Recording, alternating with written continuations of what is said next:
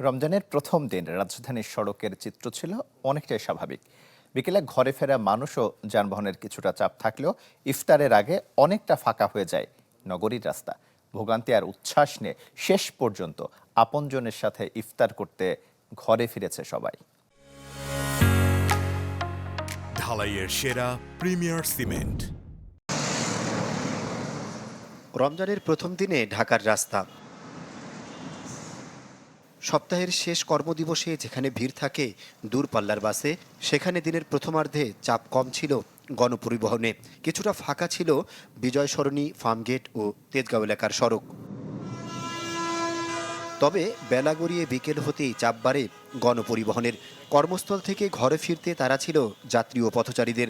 ইফতারের আগ মুহূর্তে উত্তরা, বনানী ও গুলশান এলাকায় গাড়ির চাপও ছিল চোখে পড়ার মতো।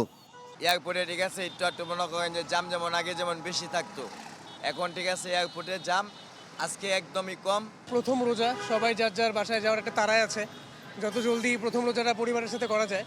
সো আজকের জ্যামটা কেমন জানি বিরক্তিকর কম লাগে, কম্পিটিটিভ বেশি লাগে যে কে আগে পৌঁছাতে পারবো।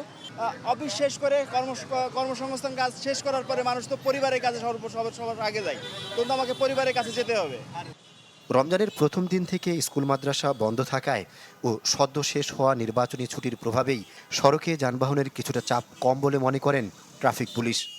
যে অফিসটা আগে 5টায় ছুটি হতো, এটা এখন 3:30টায় হচ্ছে, যার জন্য আগে আগে চাপটা শেষ হচ্ছে এবং আমাদের সন্ধ্যার মধ্যেই মোটামুটি ইফতারের আগে আমরা ধারণা করতেছি খালি হয়ে যাবে রাস্তা। আহমেদ সোহাগ, চ্যানেল 24, ঢাকা।